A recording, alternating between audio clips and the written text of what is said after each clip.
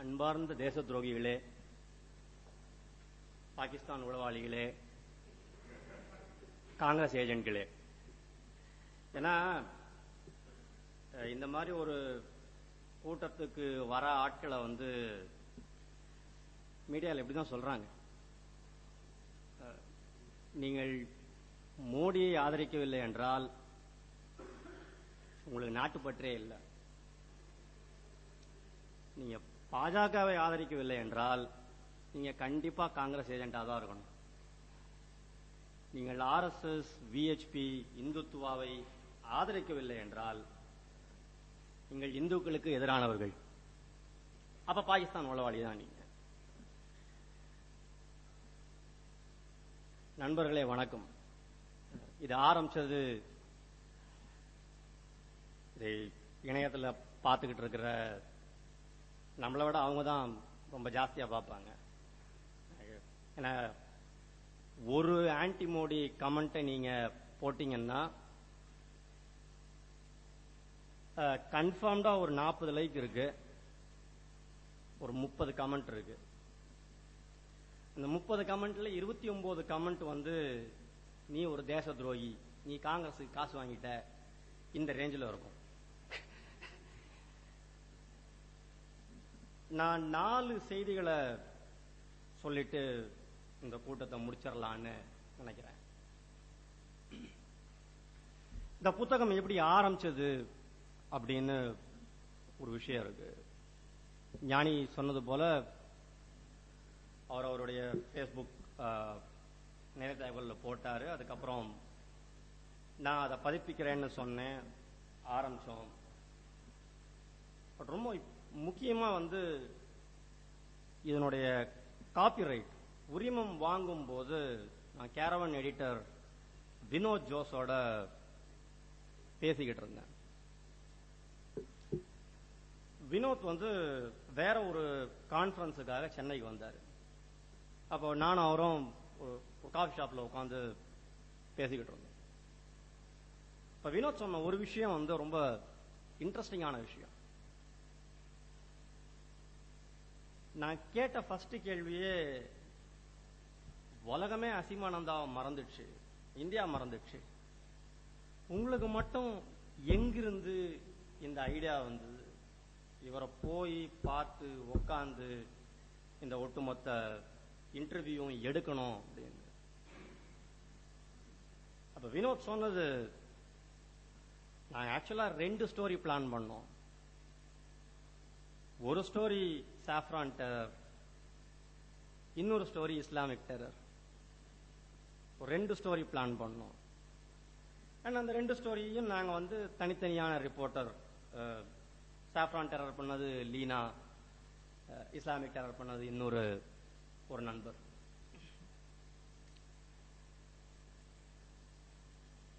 இந்த ஸ்டோரி வெளியே வந்த உடனே, இந்த கட்டுரை இது கவர் ஸ்டோரியா வந்தது ஒரு 2 மாசத்துக்கு முன்னாடி.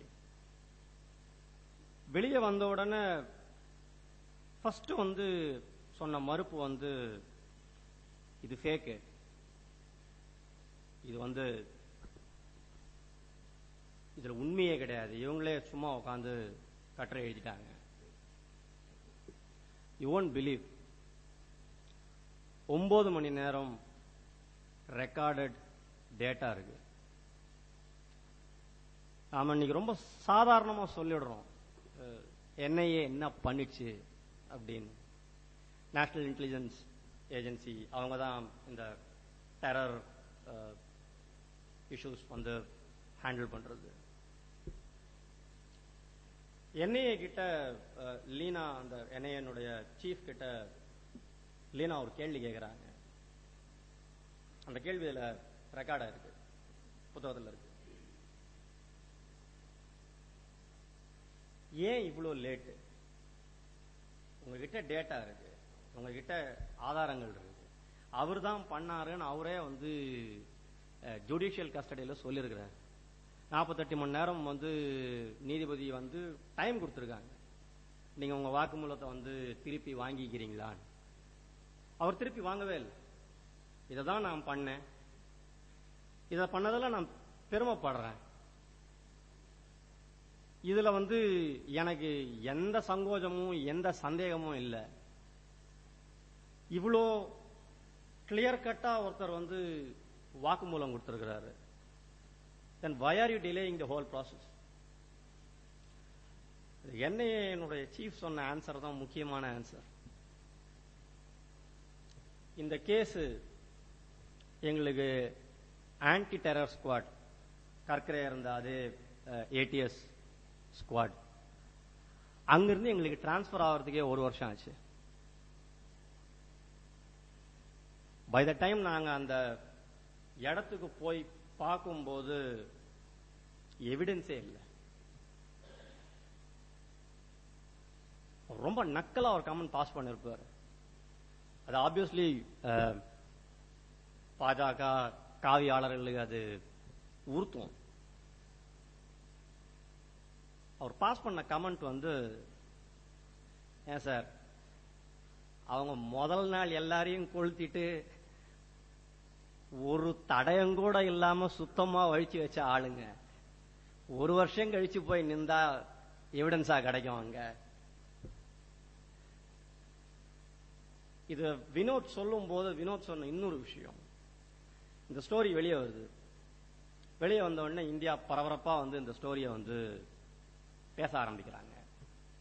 ஆப்வியஸ்லி அவங்க பாஜக சைட்ல இருந்தும் ஆர்எஸ்எஸ் சைட்ல இருந்தும் ரொம்ப சிம்பிளா நாங்க உங்க மேல கேஸ் போடுவோம், இது அவதூறு வழக்கு போடுவோம், டெஃபமேஷன் போடுவோம், வழக்கமான.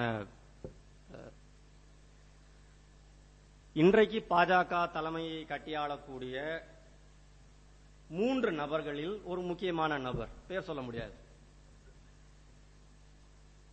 அவருக்கு க்ளோஸ் ஆன ஒரு ரிப்போர்ட்டர் டெல்லி பிரஸ் கிளப்ல இவங்க 2 பேரும் ஒரு ஈவினிங் ட்ரிங்க்ஸுக்காக மீட் பண்றாங்க.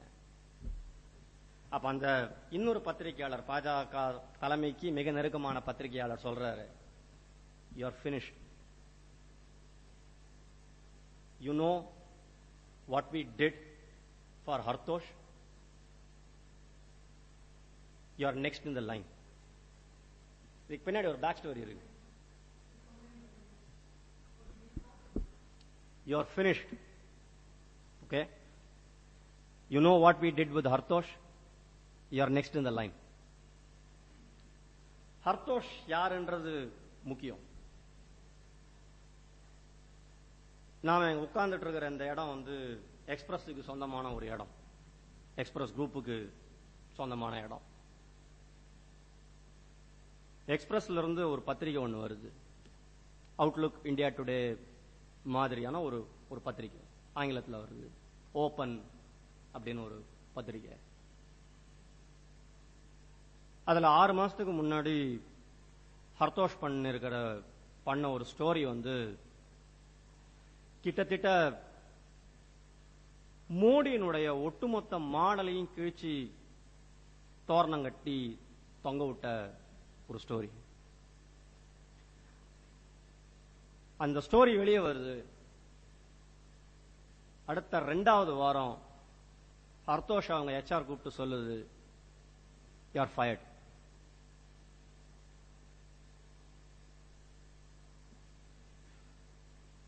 ஹர்தோஷ் வெளியே வராரு, ஃப்ரீலான்ஸா வேலை பார்த்துட்டு இருக்கிறாரு. இப்போ ஆல்மோஸ்ட் இந்தியாவில் இருக்கிற எல்லா பெரிய பத்திரிகைகளும்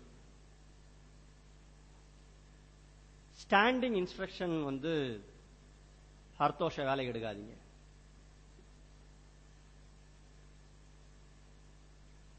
ஆர்எஸ்எஸ் சங் பரிவாரனுடைய பயங்கரவாதம் என்பது வெறும் போற ட்ரெயின்ல வெடிகுண்டு வைக்கிறது இல்ல.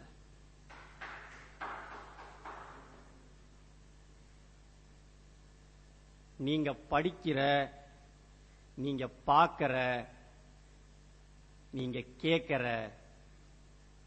எல்லா விஷயத்தையும் அவங்க டிசைட் பண்றாங்க.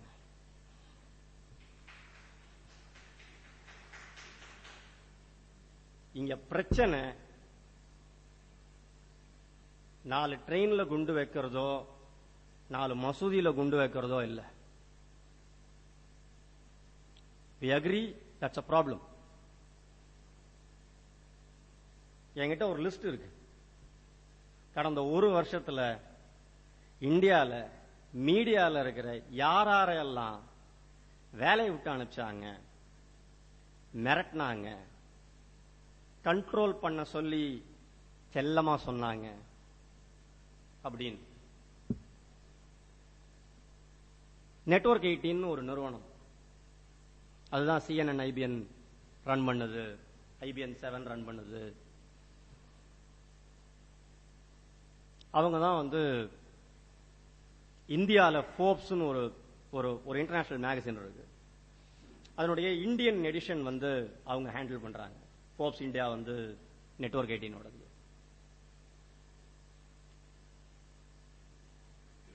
சரியா 1.5 வருஷத்துக்கு முன்னாடி, ஒரு வருஷம் இருக்கும், ஃபோர்ப்ஸ் இந்தியால ஒரு ஸ்டோரி வருது.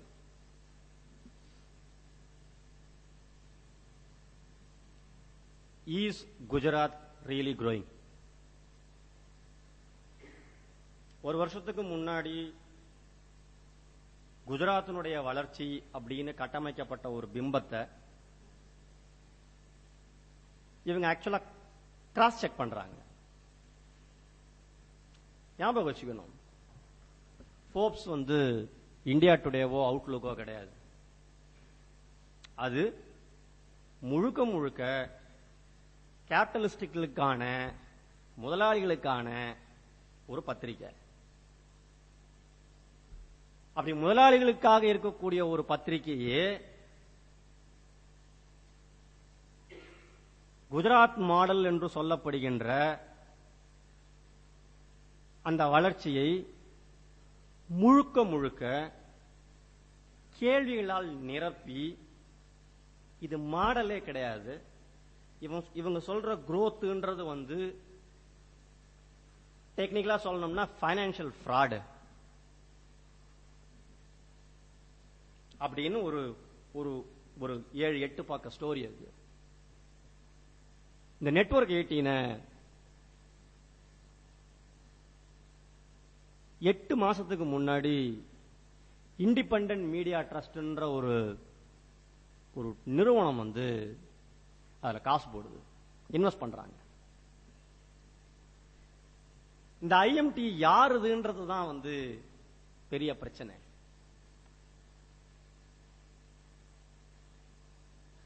அவரு இந்தியாவிலே மிகப்பெரிய பணக்காரர், முகேஷ் அம்பானி. அவர் முகேஷ் அம்பானியா இருக்கிறது நமக்கு பிரச்சனை இல்ல, அவர் குஜராத்தியாவும் இருக்கிறது தான் பிரச்சனை. IMT வாங்கின பிறகு ஒட்டுமொத்த ஃபோர்ப்ஸ் இந்தியா டீமும் வெளியே போகுது. ஜெகநாதன் ஒரு சீனியர் ஜேர்னலிஸ்ட், அவர் தலைமையா இருக்கிறார். ஃபோர்ப்ஸ் இந்தியாவுக்கு மட்டும் இல்லாம மற்ற சேனல் விவகாரங்கள், firstpost.com ஒரு ஆன்லைன் சைட்டு எல்லாம் ரன் பண்றாங்க. ஜெகநாதன் பதவியேற்றதுக்கு பின்னாடி நண்பர் சொன்னார், கலர் பூசல அப்படின்னு. கலர் பூசினாங்க, நீங்களும் நானும் இருக்கிற அதே கலர். போன மாச ஃபோர்ப்ஸ் இந்தியாவோட cover story, India's top Marwari businessman. இங்க என்ன நடக்குதுன்னா, நம்மளை சுத்தி இருக்கிற, நமக்கு தகவல் சொல்றதா நாம நம்புற ஊடகங்கள் விலை போய் ரொம்ப நாள் ஆச்சு. நாம படிக்கிறது, நாம கேட்கறது, நாம பார்க்கறது எல்லாமே ப்ரீ டிட்டர்மைண்ட், ப்ரீ டிஃபைன்ட். அதனாலதான் சித்தார்த் வரதராஜன் ஹிந்துவை விட்டு துரத்துறாங்க.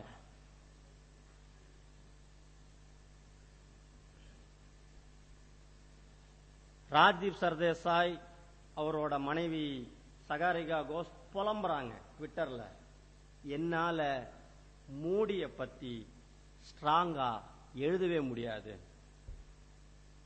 Network 18, CNN, IBN.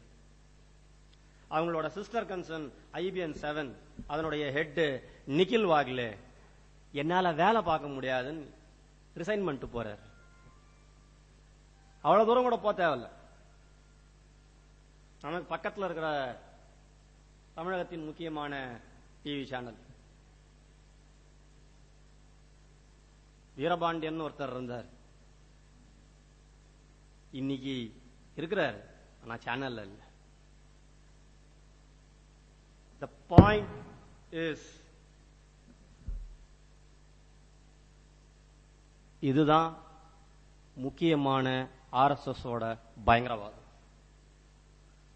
உங்களுடைய ஊடகங்கள் நீங்க கன்சியூம் பண்ற எல்லா விஷயங்களையும் அவங்க ஊடுருவிட்டாங்க. இன்னைக்கு உங்களுடைய சிந்தனை அப்படிங்கிறது நீங்க படிக்கிற, நீங்க பார்க்கிற, நீங்க கேட்கிற விஷயத்தை சார்ந்துதான் அமையுது. அது அத்தனை விஷயத்தையும் இன்னைக்கு அவங்க டிசைட் பண்றாங்க. ஒரு குண்டு வெடிச்சா சொல்லக்கூடாது, 10 பேர் சாவாங்க. ஒரு மீடியால ஒரு பொய்யான தகவலை நீங்க தொடர்ச்சியா பரப்பிக்கிட்டே இருந்தீங்கன்னா 130 கோடி பேர் நம்புவாங்க. இதுதான் நாம கண்டறிய வேண்டிய முதல் RSS ஓட பயங்கரவாதம்.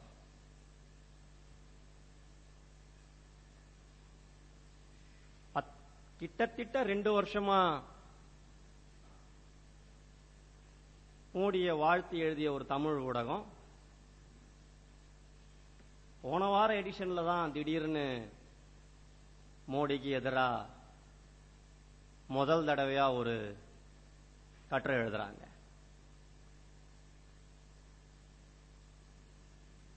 இது கூட நமக்கு என்னமோ புதுசா புத்தி வந்து நாமெல்லாம் எழுதல. 2 வாரத்துக்கு முன்னாடி எகானமிஸ்ட்னு ஒரு இன்டர்நேஷனல் மேகசின், அவங்க எடிட்டோரியல்ல மோடி ஏன் இந்தியாவுக்கு ஆகக்கூடாத ஒரு தலைவர், என்னதான் இந்தியாவில் பிரச்சனை இருந்தாலும் Modi is a bad choice or Modi is a worst choice in இந்தியான்னு சொன்னதுக்கு பின்னாடி சடால்னு நமக்கு எல்லாருக்கும் விழிப்புணர்வு வந்துடுச்சு. இங்க திடீர்னு வந்து மோடியை கேள்வி கேட்க ஆரம்பிச்சிருக்காங்க. நல்லதுதான். லண்டன்ல இருக்கிற எகானமிஸ்டுக்கு இருக்கிற அக்கறை, லண்டன்ல இருக்கிற கார்டியனுக்கு இருக்கிற அக்கறை, அமெரிக்கால இருக்கிற நியூயார்க் டைம்ஸ்க்கு இருக்கிற அக்கறை, டெல்லியிலையும் பாம்பேலையும் சென்னையிலையும் பெங்களூர்லயும் ஹைதராபாத்லயும் எடிட்டோரியல் செட்டப் வச்சிருக்க நமக்கு கிடையாது. ஆர் நமக்கு இருக்கு, நம்மளால சொல்ல முடியாது.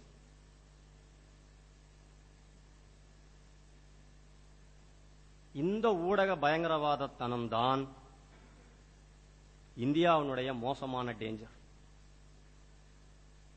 இதை யார் கண்ட்ரோல் பண்றாங்கன்றதுலதான் நம்மளுடைய பிரச்சனைகளே இருக்கு. ஊடக பயங்கரவாதத்தை எதிர்க்க வேண்டுமானால்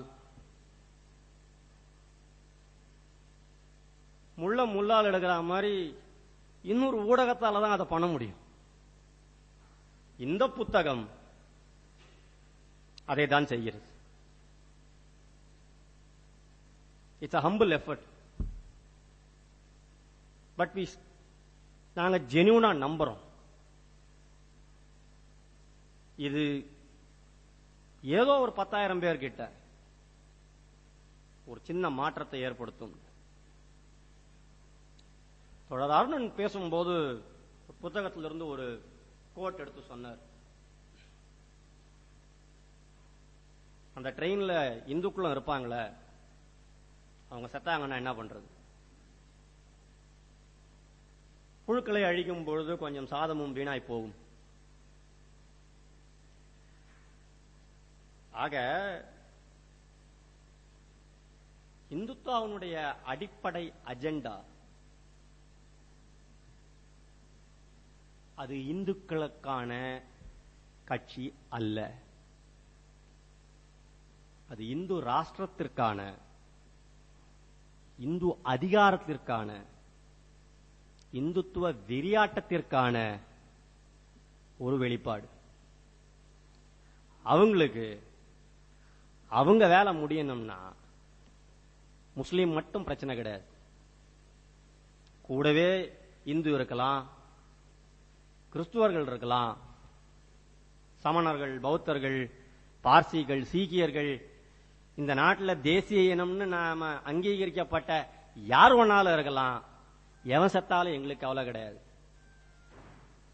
ஏன்னா எங்களுக்கு எங்களுடைய கொள்கைகள் தான் முக்கியம். ஓபண்ணாயா பேசும்போது சொன்னாரு, நியாயம்தான். இங்க இருக்கிற எல்லாருக்கும் காங்கிரஸ் கட்சியின் மீது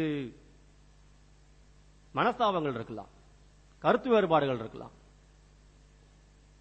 ஆனா யூனிட்டி இன் டைவர்சிட்டின்னு சொன்ன விஷயத்தை ஒரு நாளும் காங்கிரஸ் கைவிட்டது கிடையாது. Diversity is the only way to unite அப்படின்னு சொல்றதுதான் இந்துத்துவனுடைய agenda. Let us divide, let us kill and let's rule.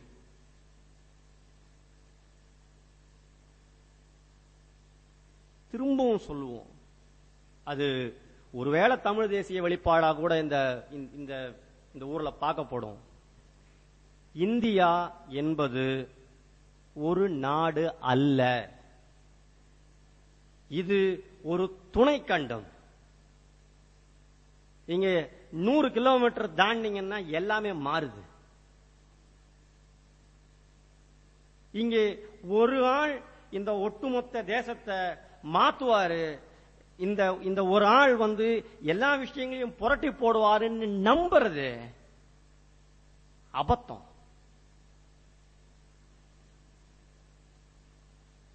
கொஞ்ச நாளைக்கு முன்னாடி குஜராத்தினுடைய ஒரு ஆக்டிவிஸ்ட் சென்னைக்கு வந்தாங்க. அவங்க பேரு தீஸ்தா செதல்வாத். ஐஐடி மெட்ராஸ்ல ஒரு மீட்டிங். அவங்க பேச ஆரம்பிக்கிறாங்க. அந்த கூட்டத்துக்கு வந்திருந்த மாணவர்கள் ஒரே கத்தி கலாட்டா பண்ணி ஆர்ப்பாட்டம் பண்ணி அவங்கள பேச விடாம செஞ்சு திருப்பி அனுப்பிட்டாங்க.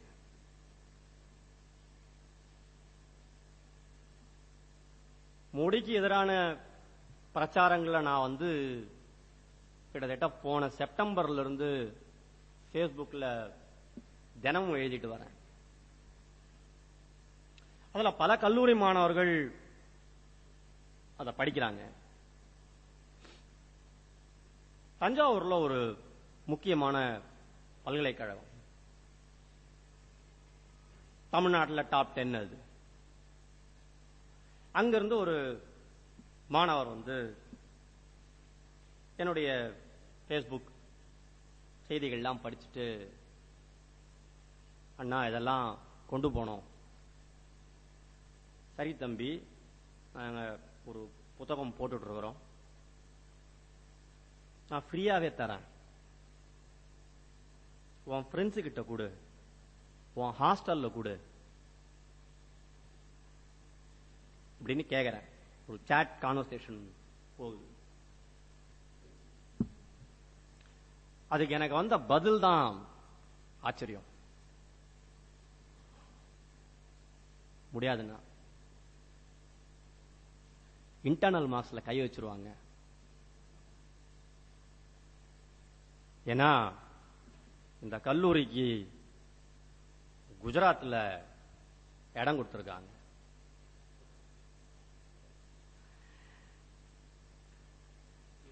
அதனால இன்டைரக்டா எங்களை எல்லாரையும் யாருக்கு ஓட்டு போடணும்னு நிர்பந்திக்கிறாங்க.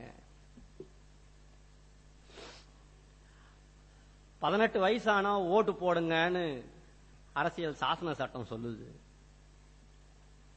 18 வயசுல நீங்க காலேஜில் இருப்பீங்க.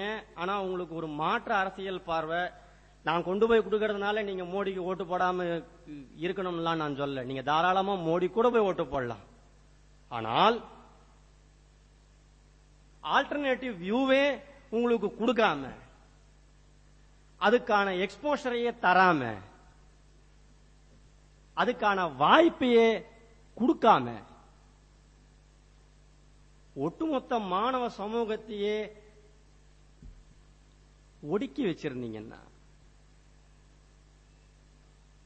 அவங்க மனசுல திரும்ப திரும்ப திரும்ப திரும்ப ஒரே ஒரு விஷயம் தான் நீங்க சொல்றீங்க, மோடி நல்லவர், மோடி வல்லவர், மோடியால் மட்டுமே இந்தியாவை மாற்ற முடியும்.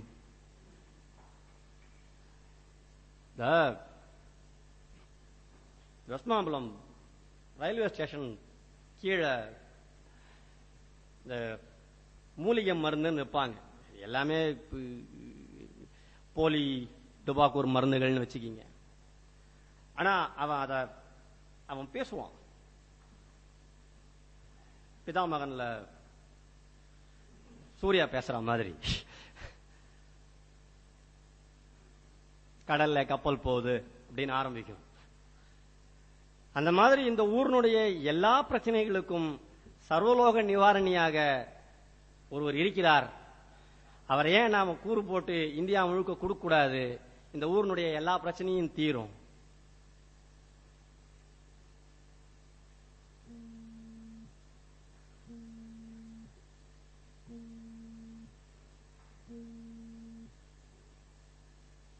ஊடகங்களை ஒடுக்கியாச்சு,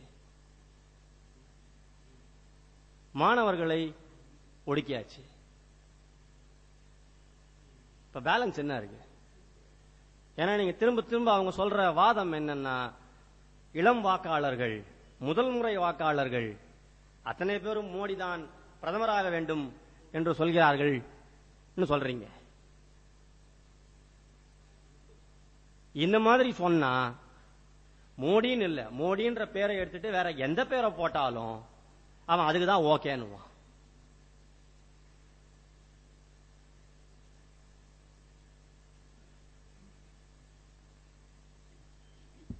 ராமர் கோயில் எல்லாரும் பேசியாச்சு, அத பத்தி பேச விரும்பல. ஆனா அதுக்கு முன்னாடி அவங்க 2-3 விஷயம் சொல்றாங்க தேர்தல் அறிக்கையில.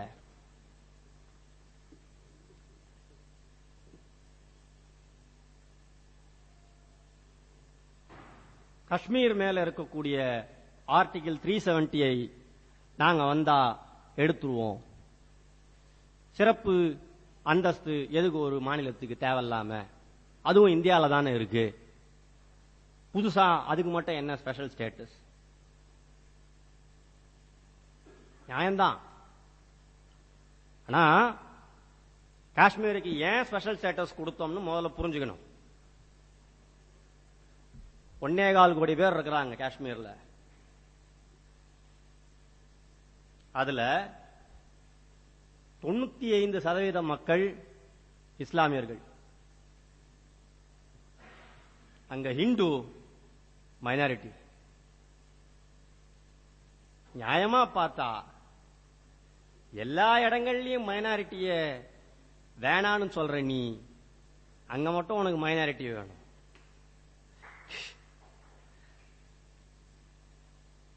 இத வேற விதமா பார்ப்போம். 1.25 கோடி பேர் இருக்கிற ஒரு ஊரு, ஒரு மாநிலம், அதுக்கு இவங்க இவங்களுடைய தேர்தல் அறிக்கையில கிட்டத்தட்ட ஒரு 4 பக்கம் ஆர்டிகிள் 370 எவ்வளவு மோசமானது, 52 பக்கம் இந்த ஒட்டுமொத்த தேர்தல் அறிக்கை.